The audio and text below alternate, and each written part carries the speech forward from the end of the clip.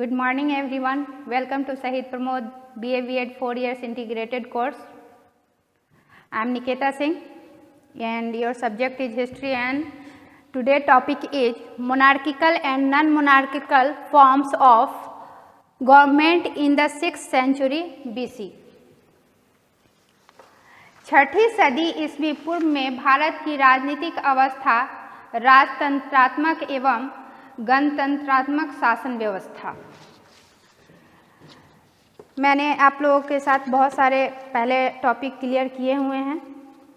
आज हम लोगों को पढ़ना है कि छठी शताब्दी ईस्वी पूर्व में की जो राजनीतिक अवस्था थी वह कैसी थी, राजतंत्रात्मक थी या गणतंत्रात्मक थी। तो हम यहाँ पर देखेंगे कि दोनों ही अवस्था थी, लेकिन उससे पहले हम देखेंगे कि उन अवस्थाओं में से पहले हम 16 महाजनपद जो थे उसके विषय में पढ़ेंगे, कि जब तक हम 16 महाजनपद के विषय में नहीं पढ़ेंगे तब तक हम इसको कैटेगराइज नहीं कर सकते हैं।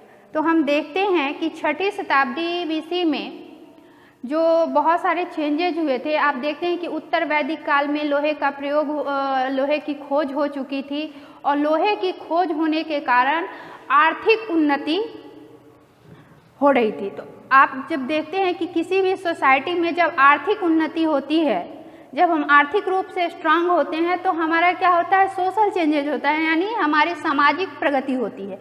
और जब समाज प्रगति करता है तो उसमें राजनीतिक प्रगति भी होती है। तो हमारा वहाँ पर क्या करना है हमको कि जो आर्थिक प्रगति हुई उससे जो है सामाजिक प्रगति हुई, और सामाजिक प्रगति जो है वो राजनीतिक प्रगति को प्रभावित कर रही थी। तो एक चीज़ और देखते हैं कि छठी शताब्दी बीसी में हम देखते हैं कि वहाँ पे धार्मिक परिवर्तन भी चल रहा था।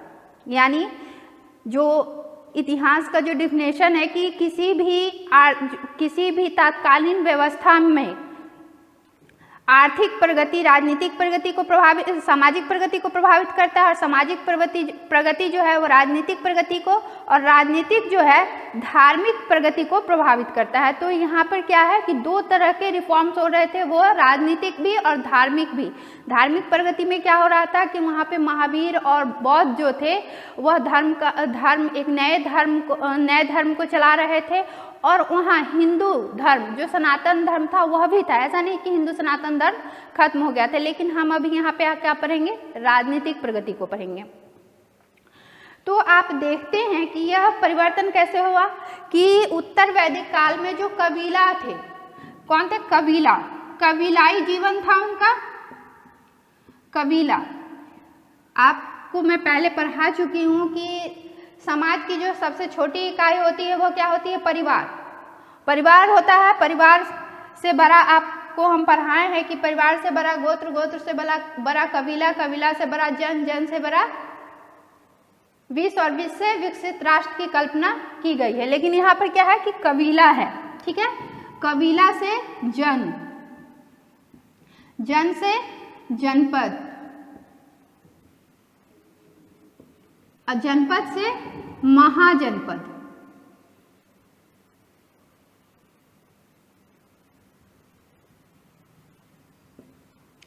तो पहले जो कबीला था वह जन बना, जन से जनपद, और जनपद से महाजनपद। तो ये क्या कर रहा है, बढ़ रहा है, बढ़ा, और ये जो होगा वो महाजनपद।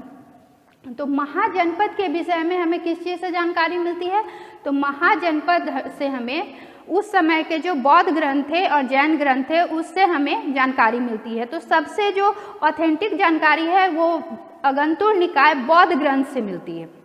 आप देखेंगे कि बौद्ध ग्रंथ का ही एक महावस्तु है, उससे भी हमें जानकारी मिलती है। लेकिन महावस्तु में क्या है कि 16 महाजनपदों की जानकारी तो है, बट क्या है कि गांधार और कंबोज के बदले, गांधार और कंबोज बाहर थे, भारत से बाहर के महाजनपद थे, उनके विषय में, उनके बदले में पंजाब के सिवा और मध्य भारत के दर्शन का उल्लेख मिलता है। हमें 16 महाजनपद के बारे में भगवती सूत्र से भी जानकारी मिलती है, लेकिन भगवती सूत्र में भी जो है बंग एवं मलय जनपद का उल्लेख मिलता है। यानी ये महावस्तु और भगवती सूत्र में थोड़ा थोड़ा डिफरेंसेस है, लेकिन हमें एक अगंतुर निकाय से जो अभी 16 महाजनपदों के विषय में जानकारी मिलते हैं वो एकदम है, थोड़े से डिफरेंसेस हैं इन तीनों में, लेकिन हम अगंतुर निकाय को ऑथेंटिक मानते हैं और उन्हीं पर चर्चा करेंगे। तो आप देखते हैं कि पहले एक चीज़ और समझने का प्रयास करें कि 16 महाजनपद जो थे वो कहाँ थे। 16 महाजनपद जो थे वो मुख्य रूप से उत्तर भारत और मध्य भारत में थे। उत्तर भारत और मध्य भारत के बीच में ये 16 महाजनपद थे। तो कहाँ थे भाई? बिहार में थे, यूपी में थे, राजस्थान में थे, मध्य प्रदेश में थे, ये आप दक्षिण भारत में देखते हैं। और भारत के बाहर भी 16 महाजनपद मिलते हैं जो 2 हैं, कम्बोज और गांधार। एक चीज़ और यहाँ पे है कि 16 महाजनपदों में 15 महाजनपद जो थे नर्मदा नदी से उत्तर की ओर, नर्मदा नदी से उत्तर की ओर 15 महाजनपद मिलते हैं और एकमात्र महाजनपद अस्मक नर्मदा नदी से दक्षिण की ओर मिलता है। तो आप इन सारी चीज़ों को ध्यान से देखेंगे और समझने का। दूसरा चीज़ आप एक भी समझिए कि पहले तो महाजनपद से आप क्या समझते हैं, यह भी समझ लीजिए, बच्चों को यह भी क्लियर नहीं होता कि महाजनपद क्या होता है। तो आप देखेंगे कि ईसा पूर्व 6वीं सदी में 40 महाजनपद थे। कितने थे? 40, अर्थात 40 प्रशासनिक क्षेत्र थे।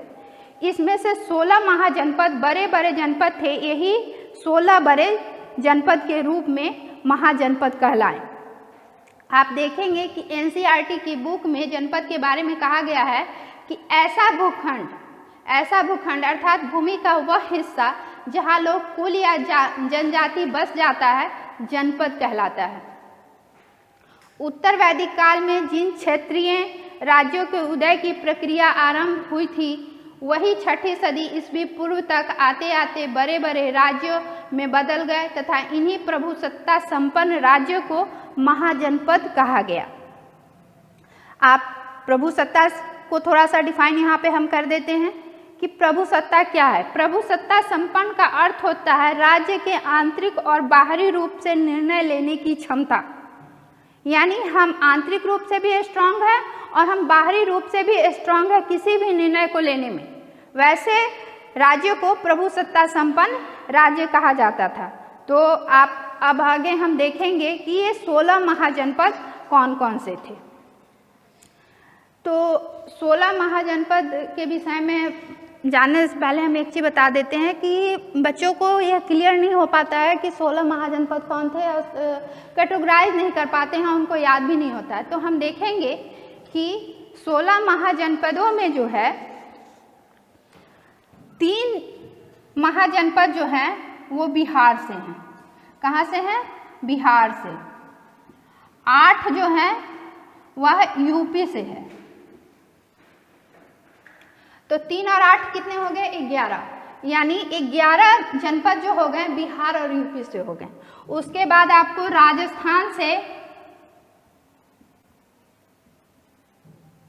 1 महाजनपद है, मध्य प्रदेश से यानी एमपी से 1 है, दक्षिण भारत से 1 है,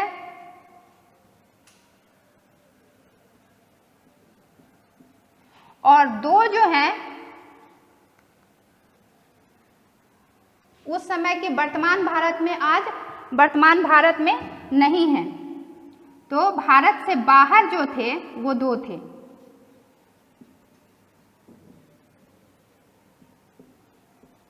भारत से बाहर 2 महाजनपद थे। तो बिहार में कौन कौन थे? मगध थे, बज्जी थे और अंग थे। मगध, बज्जी और अंग जो है वह कहाँ से हैं? बिहार से हैं। राजस्थान से कौन सा है? राजस्थान से आपको जो महाजनपद है वो है मत्स्य। मत्स्य जनपद जो है वह राजस्थान से है। और एमपी से क्या है? अवंती। एमपी से आएगा आपको अवंती। और अस्मक जो है वह एकमात्र ऐसा राज्य था जो दक्षिण भारत, महाजनपद जो था वह दक्षिण भारत से था, अस्मक। और भारत से बाहर जो 2 महाजनपद थे वह थे गांधार और कम्बोज।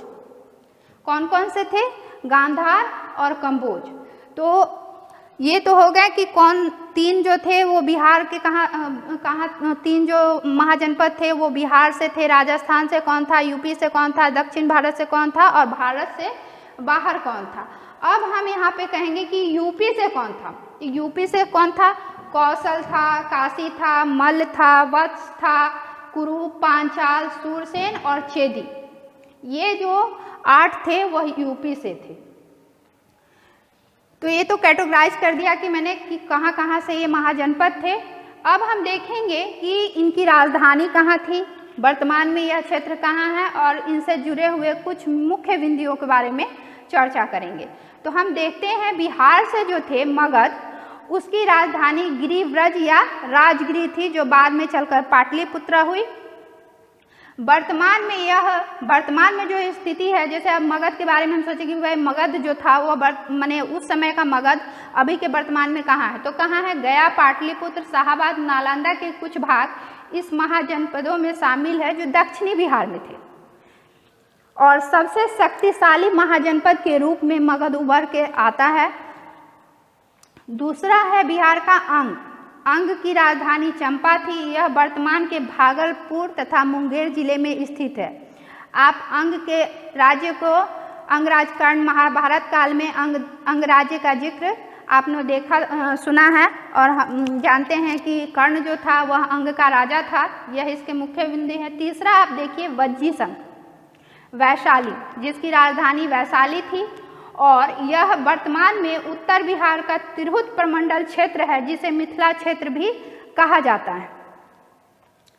वज्जी संघ जो था 8 जनपदों या 8 राज्यों को जोड़कर यह वज्जी संघ बना था। संघ यह जो था यह गणतंत्रात्मक था और इसका जो एक संघ था वह लिच्छवी थी, जिसे विश्व का पहला गणराज्य होने का गौरव प्राप्त है। लिच्छवी ही पहला गणराज्य था और लिच्छवी का राजधानी भी वैशाली था और वज्जी संघ की राजधानी भी जो थी वह कहाँ थी?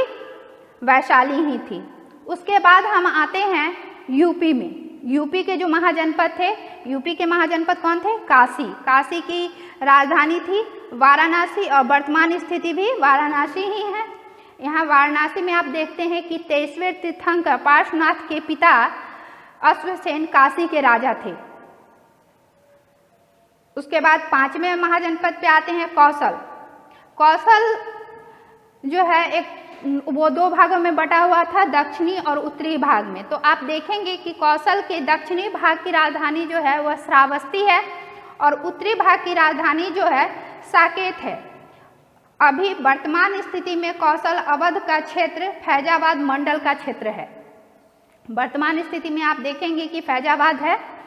और छठे महाजनपद के बारे में हम बात करते हैं तो छठा महाजनपद जो है वह मल्ल है। मल्ल जो है वह भी 2 क्षेत्रों में बटा हुआ था, जो कुशीनगर के मल्ल और पावा के मल्ल। तो आप यहाँ पे एक चीज़ देखिए कि मल्ल भी एक गणराज्य था और आप देखते हैं कि जब महावीर को निर्वाण की प्राप्ति होती है तो मल्ल राज्य में खुशियाँ मनाई जाती है कि महावीर को निर्वाण की प्राप्ति हो गई और वहाँ दीपमालाओं उत्सव का आयोजन किया जाता है। आपको एक और ध्यान देने की चीज़ है कि बुद्ध को भी परिनिर्वाण की प्राप्ति जो है वह मल्ल के कुशीनगर क्षेत्र में ही हुई है। कुशीनगर के जो मल्ल थे वहाँ पे ही बुद्ध को भी परिनिर्वाण की प्राप्ति होती है और महावीर को पावा में।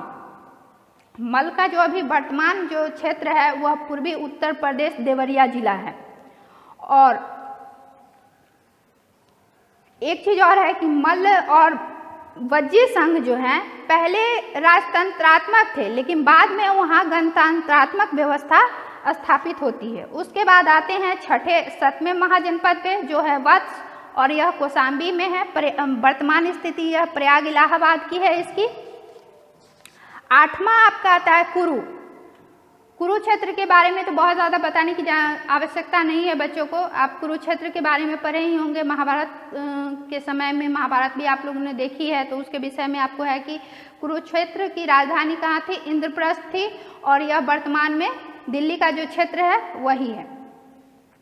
9वें महाजनपद पे आते हैं वह है पांचाल। तो पांचाल से आप समझ रहे हैं ना, पांचाल राज्य की राजकुमारी पांचाली थी। जिसकी वजह से महाभारत का युद्ध स्टार्ट हुआ। तो आप देखते हैं कि पांचाल भी 2 भागों में बटा हुआ था, उत्तरी और दक्षिणी। तो उत्तरी भाग की जो राजधानी थी वह अहिछत्र थी और दक्षिणी भाग की राजधानी जो थी वह कौन था? काम्पिल्य था। वर्तमान में यह आधुनिक रुहेलखंड के बदायूं बरेली फर्रुखाबाद में है। 10वां महाजनपद है सूरसेन। सूरसेन की राजधानी मथुरा थी और यह आधुनिक वर्तमान समय में आधुनिक ब्रजमंडल है। 11वां महाजनपद आपका चेदी आता है। चेदी महाजनपद की राजधानी को सुक्तिमती या सोथिवती कहा जाता है। आप देखेंगे कि महाभारत के समय में शिशुपाल को कृष्ण जो है वध करते हैं, तो उस वहाँ का एक प्रसिद्ध राजा शिशुपाल था जिसकी जानकारी हमें महाभारत के समय से मिलती है। अब आते हैं 12वें महाजनपद में जो मध्य प्रदेश में है, अवंती। अवंती भी एक बड़ा महाजनपद था जो उत्तरी और दक्षिणी भागों में बटा हुआ था। तो आप देखते हैं कि उत्तरी भाग की जो राजधानी थी वह उज्जैन थी और दक्षिणी भाग की राजधानी महिष्मती थी। आप अभी कुछ साल पहले बाहुबली फिल्म आई थी जिसमें महिष्मती का आपने जिक्र सुना होगा। वर्तमान समय में भारत का मालवा प्रांत जो है वह अवंती है। आप मुख्य बिंदु के रूप में आपको हम बता रहे हैं कि चंड प्रदोत राजा वहाँ के एक प्रसिद्ध राजा थे जो पांडु रोग से ग्रसित थे और बिंबिसार ने अपने राजवैद्य जीवक को उनका इलाज करने के लिए भेजा था। 13वें महाजनपद है जो राजस्थान से है, मत्स्य। मत्स्य की राजधानी विराटनगर थी और वर्तमान में यह जयपुर क्षेत्र में है। आपका 14वां जो है महाजनपद वह है अस्मक, जो एकमात्र ऐसा महाजनपद है जो दक्षिण भारत से है और इसकी राजधानी जो है पोतन या पोटली है और यह वर्तमान में आंध्र प्रदेश में अवस्थित है। और यही एक महाजनपद है जो नर्मदा नदी के दक्षिण में स्थित है। बाद बाकी जितने 15 हैं वह उत्तर में स्थित है और यह एकमात्र ऐसा महाजनपद था जो नर्मदा नदी के दक्षिण में अवस्थित था। उसके बाद आते हैं हम 15वें और 16वें महाजनपद पे जो आप भारत के बाहर में थे। वह उस समय तत्कालीन भारत में थे, लेकिन आज का वह वर्तमान में वह भारत में अवस्थित नहीं है, वो आउट ऑफ भारत है, जो पाकिस्तान और अफगानिस्तान के। आप चूँकि भारत का जो नक्शा आप देखेंगे तो अच्छा तो नहीं बनाने आता है। भारत का जो नक्शा देखते हैं तो पाकिस्तान और अफगानिस्तान का जो क्षेत्र है जो कश्मीर से सटा हुआ है वही गांधार और कंबोज महाजनपद का क्षेत्र था। तो आप देखें कि कंबोज की जो राजधानी है वह राजपुर या हाटक है। तो आप हाटक या राजपुर से एक समझने का, राजपुर से एक चीज़ समझने का प्रयास कीजिए कि ऊपर जो है पहाड़ है। भारत का आप नक्शा देखते हैं तो ऊपर देखते हैं पहाड़ है और नीचे जो है पानी का क्षेत्र है। तो उस समय जितने भी विदेशी लोग आक्रमण करते थे उसी रास्ते से हमारे भारत में प्रवेश करते थे, इसलिए वहाँ पर जो था एक तरह का गेट लगा हुआ था या राजपुर या हाटक, इसीलिए उसको कहा जाता है। तो आप देखते हैं कि कंबोज की राजधानी कहाँ है, राजपुर या हाटक है और वर्तमान की जो स्थिति है दक्षिणी पश्चिमी कश्मीर तथा अफगानिस्तान में स्थित है यह। उसके बाद आते हैं हम 16वें महाजनपद जो गांधार है और उसकी राजधानी जो है तक्षशिला। आई होप कि मुझे तक्षशिला के विषय में बहुत ज़्यादा आप लोगों को डिस्क्राइब करने की आवश्यकता नहीं है, क्योंकि चाणक्य जो थे जिन्हें अर्थशास्त्र का जन्मदाता कहा जाता है वह तक्षशिला के ही आचार्य थे। तो अभी जो वर्तमान स्थिति है वह पेशावर तथा रावलपिंडी जिलों में स्थित है। तक्षशिला कहाँ है? गांधार, पेशावर तथा रावलपिंडी जिलों में। और तक्षशिला जो है शिक्षा का प्रमुख केंद्र है। तक्षशिला शिक्षा का प्रमुख केंद्र है प्राचीन समय में। उसके बाद चूँकि मेरा टॉपिक ही है राजतंत्रात्मक और गणतंत्रात्मक, तो चूंकि राजतंत्रात्मक और गणतंत्रात्मक विषयों पर चर्चा करने के लिए मुझे 16 महाजनपदों की जानकारी देना आवश्यक था, क्योंकि इसको बिना समझे आप राजतंत्रात्मक जो व्यवस्था थी और गणतंत्रात्मक व्यवस्था थी उसको आप नहीं समझ सकते हैं। तो अब हम आते हैं कि 4 प्रमुख राजतंत्र कौन कौन थे।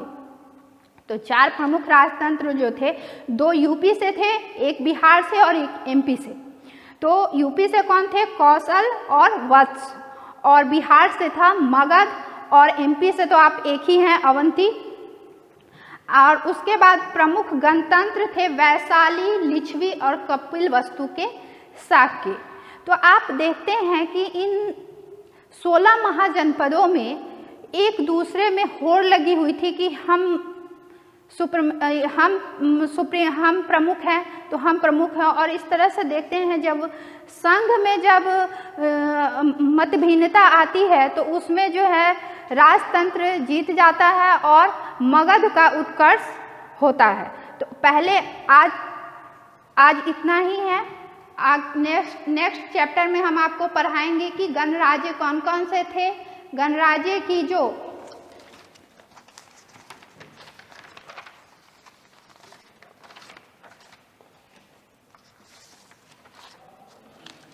गणराज्य कौन से थे, गणतंत्रों की प्रशासनिक व्यवस्था और गणराज्य की विशेषताएं क्या थी।